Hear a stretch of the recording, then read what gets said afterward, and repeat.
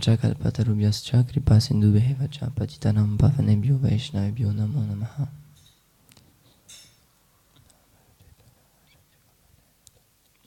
Alors, on va lire un verset de la Srimad Bhagavad Gita, chapitre 3, verset 27.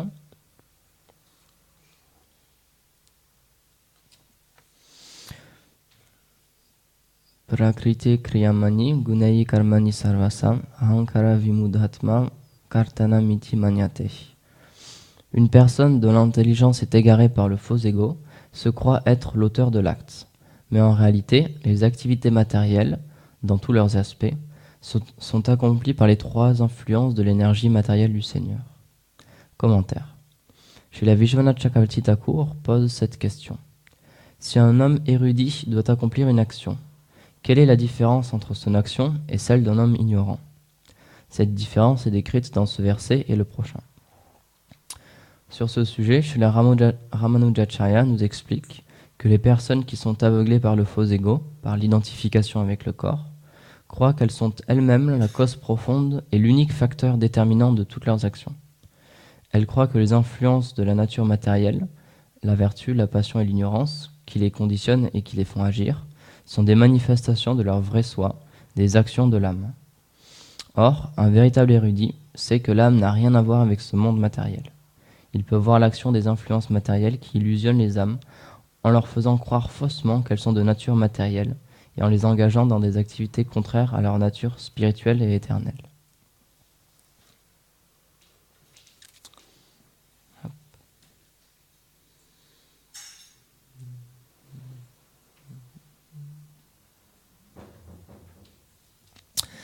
Donc c'est un verset que je trouve vraiment intéressant et j'ai déjà donné cet exemple plusieurs fois, mais je trouve qu'il est vraiment pertinent. C'est que dans ce monde, on est malade en fait. On est tous schizophrènes et on a oublié qui on est vraiment. En ce moment, on est recouvert par ce qu'on appelle le faux ego, qui nous fait penser qu'on est ce corps, qu'on est attaché à une nation, qu'on a des devoirs en ce monde et que notre réalité, elle se trouve ici.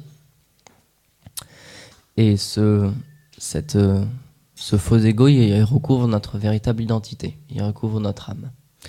Alors ce que les textes védiques nous expliquent, c'est que notre âme, elle est purement spirituelle, elle est Satchitananda, faite d'éternité, de connaissance et de félicité, mais qu'en ce moment, on est recouvert par un faux ego matériel, qui est une création matérielle. Et en fait, c'est grâce à ce faux ego qu'on peut vraiment expérimenter quelque chose dans ce monde. Parce qu'on peut se poser la question, puisque notre nature elle est spirituelle, comment ça se fait qu'on puisse goûter quelque chose de matériel? Comment ça se fait que le spirituel puisse avoir un contact avec la matière? C'est impossible. Mais à cause de notre désir de venir ici, on a reçu ce faux ego. C'est expliqué que on a eu un choix. On a eu le choix de venir dans ce monde ou de venir auprès du Seigneur suprême, mais on avait le choix de venir dans ce monde. Et ce choix, c'est expliqué, c'est comme une offense envers le Seigneur suprême. C'est dénier ses qualités, dénier son aspect de Seigneur suprême. Et le résultat de toute offense, c'est que les désirs naissent dans notre cœur. Dès qu'on fait une offense, des désirs apparaissent dans notre cœur. Et à cause de ces donc on a eu des désirs matériels qui sont apparus. Et afin de pouvoir les combler, ou plutôt d'essayer de les combler, et afin de pouvoir avoir un contact avec la matière, on a reçu ce faux ego qui en ce moment nous recouvre et qui nous permet d'avoir une expérience matérielle, d'interagir dans ce monde matériel. Mais ce verset nous explique qu'au final, notre véritable soi, il n'a aucun contact avec la matière. C'est seulement le faux ego qui sert de médium entre la matière et notre âme. L'âme, elle est complètement au-delà de la matière et elle n'a aucun contact avec ce monde. Et ce qui est expliqué aussi, c'est que dès qu'on est au courant, dès qu'on sait qu'on a une maladie, c'est à partir de ce moment-là qu'on va pouvoir commencer à se soigner. Parce que si on n'est pas au courant qu'on a une maladie, si on ne sait pas qu'on a un problème, on ne pourra jamais changer. On n'aura même pas l'idée qu'il y a quelque chose à changer en nous, en fait. Donc, un des aspects de la connaissance qui nous est donné par les sadhus, les maîtres spirituels, la lignée disciplique, c'est de nous confronter à cette réalité, de nous dire il y a quelque chose qui ne va pas dans notre vie, il y a quelque chose qui tourne pas rond. Donc il y a différentes personnes qui peuvent approcher le Seigneur suprême, c'est expliqué. il y a certaines personnes qui approchent le Seigneur suprême parce qu'elles souffrent justement et elles se rendent compte qu'il y a quelque chose qui va pas dans leur vie, qu'il y a quelque chose qui tourne pas rond, parce qu'elles ont déjà essayé beaucoup de choses dans ce monde matériel, mais il y a toujours une insatisfaction. Donc ça c'est un type de personnes qui se tournent vers le Seigneur suprême. Mais il y a d'autres personnes aussi qui sont attirées par la connaissance en elles-mêmes. Donc c'est pas forcément qu'elles veulent sortir de ces souffrances, mais c'est qu'elles sont attirées, elles ont une attraction pour une raison ou une autre. Ça peut être par de la sous-critique par exemple, des activités pieuses passées. Elles sont attirées par cette connaissance spirituelle transcendantale. Donc, comme l'avait expliqué Soudan Vipra dans la classe de hier, quand on commence notre pratique de la dévotion, quand on commence à se reconnecter avec le Seigneur suprême, ce qu'on fait, c'est qu'on nettoie le miroir du cœur. C'est le premier verset du Shri Shikshastakam que nous a donné Chaitanya Mahaprabhu, Cheto Darpanam Marjanam, on nettoie le miroir du cœur. C'est expliqué que notre âme, elle est comme un miroir, et en ce moment, elle est recouverte par beaucoup d'impuretés, par beaucoup de désirs matériels, et ça fait comme une couche de poussière sur le miroir. Et quand vous avez un miroir et qu'il est recouvert de poussière, on ne peut pas se voir clairement. On a une image déformée de la réalité, on ne peut pas vraiment percevoir qui on est. Donc en ce moment, on a une fausse perception de nous. On a une perception de nous en tant que le faux ego. Mais par les pratiques dévotionnelles, par le chant des sermons notamment, on peut purifier ce miroir pour ensuite voir clairement qu'on est vraiment l'âme et qu'on n'est pas ce corps matériel ni ce faux ego matériel.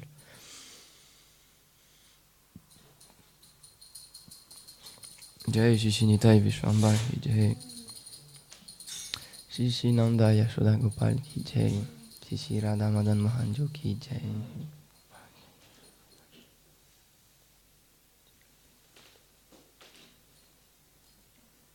Donc ça c'est le début de la vie spirituelle, ça commence comme ça, on se rend compte qu'on a un problème. Gurudev nous a expliqué ça. La vie spirituelle commence vraiment quand on se rend compte qu'il y a quelque chose qui tourne pas rond en nous, qu'il y a un souci et qu'on commence à avoir une volonté, un désir de vouloir changer cette chose-là. Et donc dans ce monde matériel, en ce moment on est recouvert par des désirs matériels et une manière très répandue de satisfaire nos désirs matériels, c'est à travers l'écoute. C'est une des manières les plus simples et les plus répandues de retirer quelque chose de ce monde en fait. Par exemple, il y a tellement de monde qui vont au cinéma ou qui vont écouter de la musique ou qui jouent de la musique. C'est quelque chose c'est très rare les personnes qui n'aiment pas la musique. Donc il y a des personnes qui sont attirées par différents types de musique, mais en général tout le monde aime bien écouter quelque chose. Donc ça peut être un film, ça peut être une histoire, ça peut être lire une histoire, ça peut être écouter de la musique. Et c'est pour cette raison que le Seigneur suprême, il est au courant de ça, parce qu'il est dans notre cœur aussi, donc il voit les choses vers lesquelles on est attiré. C'est pour ça qu'il est venu en ce monde pour accomplir ces divertissements, et il les a fait mettre par écrit, par ses successeurs, pour qu'on puisse pouvoir les écouter. Et il nous a donné des textes pour qu'on puisse les réciter, et pour qu'on puisse avoir une écoute. C'est ça qu'on appelle Harikatha, c'est parler des gloires de Shri Krishna. Et c'est expliqué dans le Srimad Bhagavatam, chapitre... Chant 1, chapitre 2, verset 15. Verset 17. Je vais lire le verset 17 et verset 18. Shri Krishna est l'ami affectueux et éternel des dévots, et sa louange sanctifie ceux qui l'écoutent ou qui la chantent. Il demeure dans le cœur de ceux qui entendent les récits de ses gloires et détruit toutes les mauvaises tendances de leur mental. Et verset 18. Plus les impuretés du cœur sont détruites, plus l'attachement indéfectible pour entendre les gloires du Seigneur grandit, ce qui génère la dévotion dans le cœur. Le service constant au Vaishnav, ainsi que l'écoute continue des récits du Srimad Bhagavatam, qui traitent exclusivement des qualités et des actions du Seigneur, détruisent presque toutes les impuretés qui recouvrent le cœur et entraînent un attachement constant pour Shri Krishna, la source de toutes les gloires. Donc le Seigneur suprême, il est au courant de notre maladie, parce qu'en tant que Paramatma, il est dans notre cœur, donc il sait exactement ce qui ne va pas en nous, et c'est pour ça qu'il nous a donné... Il nous a juste demandé de remplacer nos activités. Il ne nous demande pas de supprimer tous nos désirs, parce qu'il sait très bien que c'est impossible, parce qu'en tant qu'âme, une de nos définitions, c'est qu'on est fait pour désirer en fait. C'est une des propensions de l'âme. C'est pour ça que le Seigneur il a dit juste redirigez vos désirs, plutôt que de les diriger vers la matière, vous pouvez les diriger vers mes divertissements. Et donc il a accompli beaucoup de divertissements, notamment sur cette terre. Et il y en a un qui est assez intéressant, parce que c'est expliqué que le Seigneur suprême, quand on n'a pas la connaissance requise et qu'on n'a pas la dévotion requise, et qu'on entre en contact de ses gloires, on est complètement perdu et ça ne fait aucun sens et c'est extrêmement difficile à comprendre. Et par exemple, il y a un divertissement dans lequel il soulève la colline Govardhan. Donc ça peut paraître quelque chose d'incroyable parce qu'un tout petit enfant, sur le bout de son doigt, il a soulevé une colline. Mais ce qui est intéressant, c'est que tous ses associés, toutes les personnes qui sont auprès de lui, elles aussi, elles sont dans un état où elles ne comprennent pas ce qui est en train de se passer. Par exemple, c'est expliqué que quand Krishna il soulevait la colline Govardhan, tout le monde essayait de trouver des explications pour dire, mais non, c'est pas Krishna en fait qui soulève la colline. Par exemple, les gopis, elles pensent pas, c'est Radharani, c'est la puissance de notre très cher Radharani qui soulève la colline. C'est expliqué que Radharani, les gopis, elles pensent que Radharani, elle a dit à la colline, si tu tombes sur Krishna, je vais te réduire en poussière. Du coup, elles pensent, bah, c'est grâce à notre Radharani que la colline elle reste en l'air. Et pour Nanda Maharaj et Yashoda, ils pensent que c'est les gopas en fait qui tiennent la colline. Ils pensent pas un seul instant que c'est leur cher Krishna qui fait tout ça.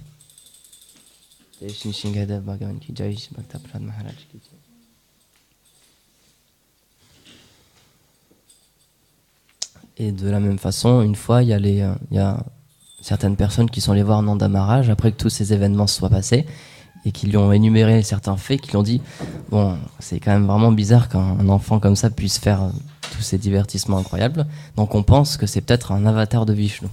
Et là, Nanda Maharaj, il s'est mis à rigoler. Il a dit quoi? Mon enfant qui vole, qui se fait courir derrière par sa mère parce qu'il fait que des bêtises toute la journée. Vous pensez vraiment que c'est un avatar de Vishnu? Ça fait aucun sens. Et donc, ce qui est intéressant de noter, c'est que pour les personnes, pour les associés proches du Seigneur suprême et pour ceux qui ont une relation intime avec lui, ils sont eux aussi dans un état où ils comprennent pas vraiment ce qui est en train de se passer. Parce que c'est expliqué que le Seigneur suprême, en tant que Krishna, dans sa forme de petit enfant, elle n'aime pas justement tout cet aspect de révérence, de l'aspect grandiose de Dieu. C'est un aspect vraiment très intime, très personnel. Donc c'est ce qu'est venu nous apporter aussi le Srimad Bhagavatam. Cet aspect, c'est la dévotion, la bhakti, la pure bhakti. Parce que c'est expliqué qu'il y a différentes façons de voir le Seigneur suprême, il y a différentes façons de relationner avec lui. Et donc Srila Vyasadeva, il a écrit le Srimad Bhagavatam, parce qu'il avait déjà écrit tous les Védas, tous les textes védiques, mais il n'y avait pas cet aspect de pure dévotion en fait dans les textes védiques. C'était vraiment un aspect très caché et très difficile à comprendre.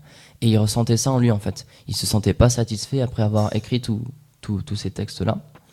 Et donc Narada Muni est venu le voir après qu'il a écrit tout ce texte et il l'a châtié. Il lui a dit: est-ce que tu es content? Maintenant tu as égaré tout le monde en fait avec ce que tu as écrit. Parce qu'il n'avait pas parlé de la pure dévotion. C'est pour ça que dans le Srimad Bhagavatam, dès le début en fait, il y a une description de l'univers, ça explique un peu le background, quand on explique un peu le décor, mais très tôt en fait on explique qu'il faut rejeter toute autre forme d'adoration et que ce qui est le plus important c'est d'avoir une dévotion pure envers le Seigneur suprême. Et justement quand on commence à cultiver cette dévotion pure qui est déjà en nous en fait, qui est juste recouverte par le faux ego, mais qui est déjà là, qui est déjà présente, on commence à voir ce monde de manière différente et on commence à interagir avec lui de manière différente. C'est pour ça que c'est expliqué qu'il y a différentes sortes de renonciations, il y a différentes sortes de renoncements, et ce que les dévots y pratiquent, c'est le Yukta Vairagya. Donc c'est une forme assez spéciale de renoncement, parce que dans d'autres philosophies ou dans d'autres pratiques du yoga, autres que le Bhakti Yoga, on demande de supprimer les désirs, par exemple. D'essayer qu'il n'y en ait plus, d'essayer de fermer le corps au désir. Sauf que c'est quelque chose qui est totalement impossible, parce que, comme disait Gurudev, on est obligé d'agir, on est obligé d'avoir une relation avec ce monde. On ne peut pas se couper de tout, on est obligé de vivre, de respirer, de manger, de voir des choses, d'entendre des choses, d'avoir des contacts avec les sens. Donc ce que les dévots y pratiquent, c'est le Yukta Vairagya, c'est qu'ils continuent à rester dans ce monde, et ils continuent à agir, sauf qu'ils redirigent leurs actions. C'est comme quelques versets après celui qu'on a lu. Le Seigneur suprême, dans le verset 30 du chapitre 3, le Seigneur suprême il dit: le mental fixé dans le soi et m'offrant toutes tes activités en étant libre de tout désir, de tout sentiment de possession et de lamentation, combat. Donc le Seigneur suprême, il lui a expliqué que tu n'es pas vraiment ce corps, tu n'es pas ce faux ego, tu es une âme spirituelle, et l'âme spirituelle, elle n'a pas de relation avec ce monde en fait, c'est seulement les gunas, c'est seulement les influences matérielles qui interagissent, et il lui dit, à la lumière de cette connaissance, maintenant accomplis ton devoir et combat. Donc là, il y a deux choses à comprendre dans ce verset-là. La première chose, c'est que quand on comprend réellement quelle est la nature de ce monde, quelle est la nature de ses activités, des personnes qui nous entourent, on peut agir différemment sans étant lié aux réactions de nos actes. C'est d'expliquer qu'on prend ce qu'on appelle du karma, des réactions, des bonnes réactions, de mauvaises réactions, quand on pense que les choses nous appartiennent et quand on les fait pour nous. Or, quand on offre ces actions au Seigneur suprême, on est libéré de tout ce karma-là. Mais ce qui est intéressant, c'est que là, on est au tout début de la Bhagavad Gita, on est au chapitre 3. Et donc, le Seigneur suprême, il demande à Arjuna, il lui demande pas encore, en fait, de faire de la bhakti. Là, ce qu'il lui demande, c'est de faire du Nishkarma Karma Yoga. Donc, c'est pas encore de la pure dévotion. Il lui dit, engage, tu es un guerrier, donc ton devoir, c'est d'être un guerrier. Donc, continue à faire ton action, mais offre les résultats, n'aie pas d'attente par rapport à tes résultats et offre-les au Seigneur suprême. Donc ça, c'est une première étape en fait qui peut mener à la bhakti. C'est qu'au début, quand on n'est pas assez qualifié, le Seigneur il nous dit reste dans la situation dans laquelle tu es, mais seulement offre-moi tes actions. Et petit à petit, ça va nous permettre de nous purifier. Et ensuite, on va pouvoir un peu plus travailler, un peu plus agir dans ce qu'on appelle la pure dévotion, qui est là, c'est de faire des actions que pour le Seigneur suprême. C'est expliqué, il y a deux façons d'agir. La première, c'est de faire une action et donc ensuite de l'offrir au Seigneur suprême pour qu'elle soit purifiée, pour pas qu'on ait de mauvaises réactions ou de bonnes réactions qui nous enchaînent dans ce monde. Mais un pur dévot, en fait, ce qu'il fait, c'est qu'il offre ses actions avant même de les faire. Il n'agit que pour le Seigneur suprême. C'est pas qu'il agit pour lui et qu'il offre les résultats au Seigneur pour les purifier, c'est que la base de ses actions, c'est dirigé en fait vers le plaisir du Seigneur suprême. Et dans la Bhagavad Gita aussi, ce que le Seigneur explique, c'est qu'il y a personne qui lui est plus cher que quelqu'un qui partage ses gloires, qui partage cet enseignement de la Bhagavad Gita. Donc, une manière, après, si on délaisse un peu du coup le Nishkarma Karma Yoga, une manière de simplement faire plaisir au Seigneur suprême, c'est de s'engager dans les actions qui lui sont reliées. Et pour cet âge de Kali, on a une très très très très très grande fortune. C'est que le Seigneur lui-même, il est venu en tant que Chaitanya Mahaprabhu, et il est venu aussi personnifier ce verset. Il est venu lancer le mouvement de Sankirtan. Et ce mouvement, en fait, c'est le mouvement qui répand les gloires du Seigneur suprême. Parce qu'il explique que c'est la chose qui lui fait le plus plaisir, parce qu'on est tous ces très chers dévots, on est tous des personnes qui lui sont très très chères, chacun d'entre nous, parce qu'on a une relation unique et particulière avec lui, et il est en séparation avec nous en fait. C'est expliqué qu'il est encore plus en séparation avec nous, et il veut encore plus nous voir revenir, que nous on a le désir de revenir à lui. C'est pour ça qu'il vient personnellement, et qu'il a lancé ce mouvement pour partager ses gloires. Donc Chaitanya Mahaprabhu, ce qu'il a commencé, c'est un mouvement général où ils allaient dans les rues, ils chantaient les noms de Dieu et ils partageaient toute cette connaissance. C'est pour ça qu'il a demandé aussi à certains de ses disciples, ou à aussi Goswami par exemple, d'écrire des textes pour partager cette connaissance. C'est expliqué qu'au début, Chaitanya Mahaprabhu, quand il est venu dans ce monde, il n'a pas tout de suite commencé ce mouvement de Sankirtan. Au début, il restait enfermé avec ses associés et ils faisaient Kirtan ensemble. Et donc, il y a des personnes qui étaient... C'est la maison de Shrivas, c'est ça ? C'était la maison de Shrivas Thakur, ils étaient avec ses associés, donc c'était un nombre très restreint, c'était pas tout le monde qui pouvait y rentrer, et ils faisaient des bhajans, des kirtans, mais il y a des personnes qui étaient au courant de ce qui se passait et qui voulaient rentrer du coup, qui voulaient expérimenter tous ces sentiments d'amour divin que le Seigneur manifestait. Donc il y a beaucoup de personnes qui sont allées frapper à la porte et qui donnaient toute une liste de qualifications pour trouver une excuse pour rentrer. Mais personne ne les laissait rentrer en fait. Et il y a d'autres personnes qui avaient ce sentiment aussi, qui voulaient voir le Seigneur suprême, qui voulaient expérimenter aussi ce bhajan et ce kirtan, mais qui se sentaient tellement déchus, qui restaient loin en fait de cette maison, et qui dans leur cœur, qui pleuraient, qui demandaient au Seigneur de bien vouloir partager ses émotions en fait. Et c'est pour ces personnes-là, c'est pour les personnes qui se sentaient vraiment disqualifiées, qu'il est sorti de la maison en fait et qu'il a commencé ce mouvement de Sankirtan. Donc c'est expliqué qu'un des moyens de contrecarrer ce faux ego, c'est l'humilité. Et c'est ça qui va attirer le Seigneur aussi. Donc une définition intéressante de l'humilité que j'ai trouvée par un Vaishnav, c'est que l'humilité, c'est pas se balader avec la tête basse et en parlant à tout le monde et puis en frappant notre tête contre les murs, etc. L'humilité, en fait, la véritable humilité, c'est de voir, de reconnaître que toutes les choses ne sont pas séparées du Seigneur suprême. C'est de tout voir en relation avec le Seigneur suprême. Et de là, en fait, une véritable humilité va apparaître. Là, on va pouvoir comprendre que toutes les entités qui nous entourent, les humains, mais aussi les animaux, ou toutes les entités vivantes, ce sont des personnes et qui sont très chères au Seigneur suprême. Et c'est à partir de là qu'une véritable humilité va pouvoir venir.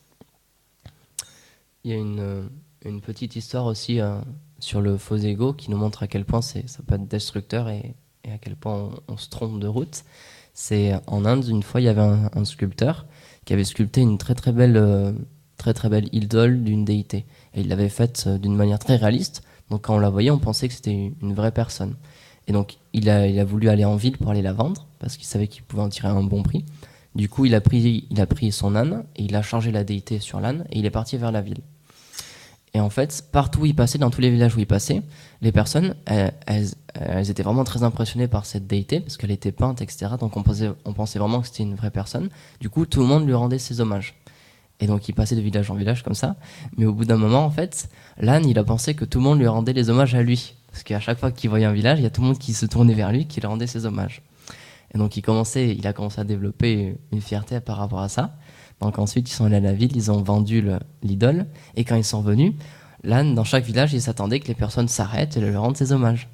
Mais personne ne faisait ça en fait. Tout le monde le regardait même. Personne ne le regardait en fait et tout le monde continuait son chemin. Et donc, au bout d'un moment, ça l'a énervé. Donc, il s'arrêtait en chemin et il a commencé à brailler, il a commencé à courir partout.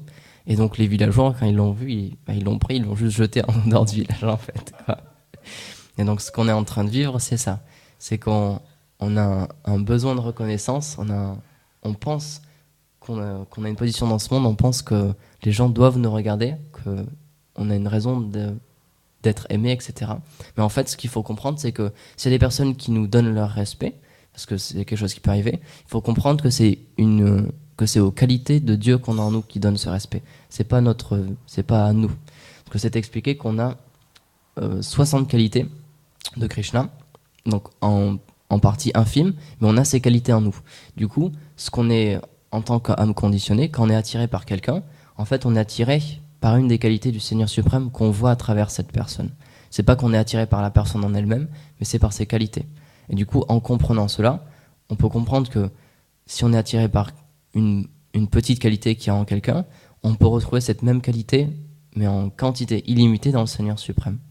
Et en comprenant ça, du coup, en comprenant qui sont les âmes et qu'elles ont une relation avec le Seigneur, et que c'est en fait le Seigneur suprême qu'on cherche tous, là, on va pouvoir rediriger nos actions et se tourner vers lui. Voilà. Est-ce que vous avez des questions, des commentaires?